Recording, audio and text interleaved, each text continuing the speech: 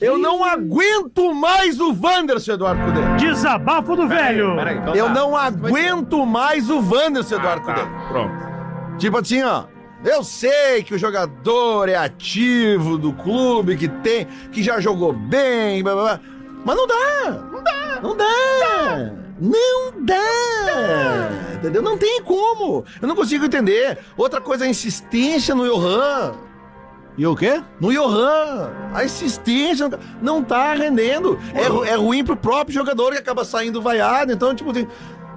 cara, sabe? Daí, tipo, mas os guri, porque tem 16 anos, não dá... Então não bota nem no banco. Sabe? Aí o próprio Gustavo Prado, que é um menino que tem mais minutagem, na minha opinião, eu acho que ele erra aquele gol ontem pela pressão que ele tá sentindo. E aí a gente acaba dando razão pro treinador que às vezes quer preservar os meninos, porque aquele gol que o Gustavo Prado perdeu ontem, livre na área, não dá pra perder. Mas é um menino, vai perder. Os meninos... Oi? O Cudê mentiu? O quê?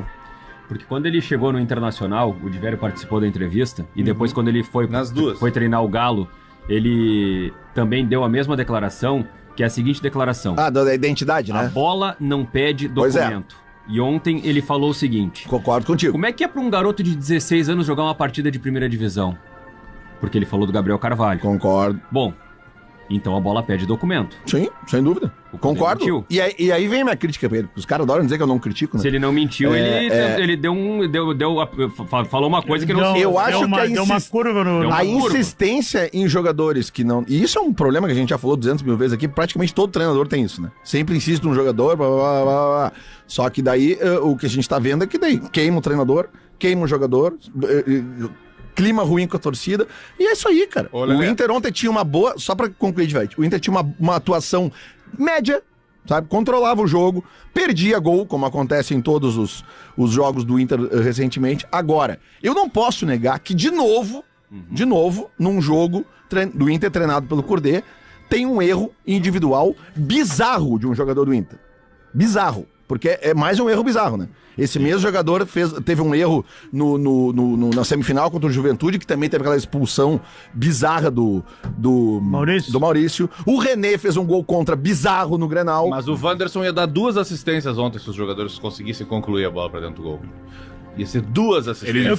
Foi um passe com a mão. Eu queria saber de vocês Pro Gustavo e pro Robert Renan. Qual é o sentimento do Colorado para com o Robert Renan?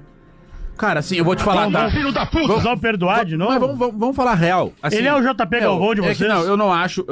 Ontem o Robert Renan foi uma fatalidade, porque não foi uma questão técnica também. O cara escorregou, tá ligado? Eu não vou colocar o mesmo peso do pênalti displicente que ele cobrou contra o Juventude pro escorregão dele ontem. Cara, assim, vamos lá, a gente já viu esse tipo de lance acontecer muito azar. Milhões de vezes. Pô, foi um azar. Sei lá, da próxima vez tem que cuidar a chuteira que vai usar no campo, etc. Cara, não sei. Só que também não vamos aqui... Não foi um erro técnico dele. Ele teve uma infelicidade, daí foi justamente ele que sofreu com isso. Aparentemente, pelo clima do estádio, não... Claro que teve um pouco de vaia quando ele pegou a bola, mas não teve, assim, uma pegação de pé, porque se entendeu que, foi um escorregão, entendeu? Discordo, vocês já a partir do momento do gol, ele pega na bola, é vaia. Porque vocês perdoaram ele, então, no gauchão. Perdoaram. Claro, o Cudê colocou ele fora, foi... Até porque... Vamos lembrar aqui, teve um jogo que eu acho que foi contra o Corinthians. Contra o Corinthians, lá que ele jogou de lateral esquerdo, não foi contra o Corinthians? Fora que ele de jogou casa. bem pra caralho. E eu até falei aqui, cara, eu acho que o Cudê está encontrando a solução pra tirar o René do time. E aí o que ele fez no outro jogo? Voltou o René. Pois é, o Robert René tem 2 ou 3 boas atuações ali. Ele é o melhor lateral esquerdo do Inter, ontem ele escorregou. É que o Cudê colocava ele fora de casa porque sabia que ele errou o pênalti, mas ele é um bom jogador. Ele errou no pênalti. Só que já tá mostrando que é azarado também. Né? O passado te condena. Tweet Retro. O Tweet Retro tem um oferecimento de Olina para se sentir leve e sempre disposto. @Lele Bortolassi. Às 10 para meia-noite do dia 9 de... Pô, isso aqui é um grande reserva, hein? 9 de novembro de 2011. Que horas? 10 para meia-noite. 2011? Tá. Nem se somar o que vocês tudo bebem na vida, eu bebi o que eu bebi nessa época. Com certeza. Vasco! Imortal da semana. Ah, eu lembro que é isso. O que era? Não, cara, é que tipo assim, na época que eles falam, o Grêmio se agarrava na imortalidade, né? Imortalidade. E aí toda vez que alguém fazia alguma virada, alguma coisa, eu botava no Twitter assim, o imortal da semana. Lelê. Imortal do dia. Lelê, coletiva de olho do Renato. O quê? Tu pegou no meu pé sexta-feira. O quê? Porque eu tinha dito aqui que não existia mais rodízio de goleiro. Sim. O que o Renato falou na coletiva ontem? Ontem? O que ele falou? Não existe rodízio de goleiros. Não existe mais. O titular do Grêmio é o Marquezinho. Mas ontem ele disse isso. Mas na sexta-feira, na quinta de noite, o Marquezinho disse na entrevista. Pra mim é muito ruim. E aí o Marquezinho titular no Isso. Foi o Marquezinho, o goleiro domingo, né? Não, mas aí ele explicou, né? Mas ele... Não, o argumento é bom. Não, é porque se eu perco o Marquezinho, eu não tenho o Rafael Cabral pra Copa do Brasil. Mas E assim, aí, ó... que é no domingo... Mas 11 da manhã o resumindo jogo. a situação do Internacional, e eu duvido, acho que ninguém vai discordar de mim, acho que vamos ter um consenso aqui. Cara, a permanência do Cudê passa pela classificação. Sem dúvida. Concordo. Pelo menos uma das duas. Talvez, se não passar nas duas, né? E assim, cara, a gente sabe a engronha que o Inter vai ter contra o Juventude. Todo mundo sabe como é que o Juventude vai chegar aqui na quarta-feira. Todo mundo sabe. Que nem jogo chegou aqui. Vai ser um inferno. Esse jogo aí vai ser um inferno, cara. Como aí, foi a semifinal? Daí assim, ó, quem vai pro Beira-Rio da quarta não vai esperando que vai ser um jogo fácil, porque claro não vai ser. Só que daí tem um ponto, tá? Porque pra vocês verem como não é tudo muito simples assim.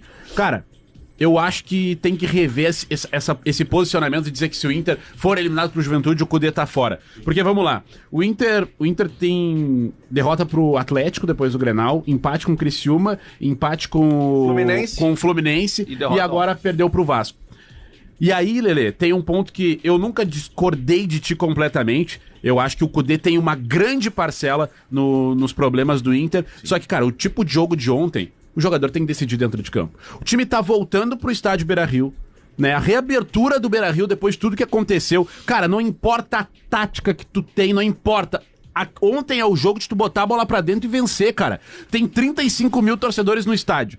Cara, o torcedor tava órfão de futebol em Porto Alegre. E aí o time se comporta daquela maneira. Aí eu tô nem aí se o Cudê escalou de tal jeito, se botou o Johan, se botou o Papa, se botou, seja lá quem for. Cara, ontem é um jogo de tudo dentro de campo resolver. No final das contas, dentro do campo, a última decisão vai ser do jogador. E os jogadores do Inter ontem foram incompetentes. E eu digo isso porque o Vasco é um time sofrível. O Inter perdeu pro Vasco ontem.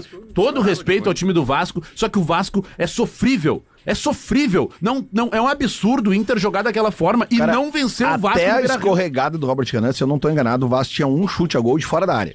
Não tinha nada. A postura... Nada. Cara, tipo assim, ó, eu vi ali a substituição do Rossi. Eu vi direitinho o que aconteceu. O Rossi tava na lateral do campo e foram botar ele em campo, cara, e ele viu que ele ia ser substituído, ele foi caminhando pro meio. Mas tem... Pra atrasar a substituição, cara, sim. Tu vê que é uma postura...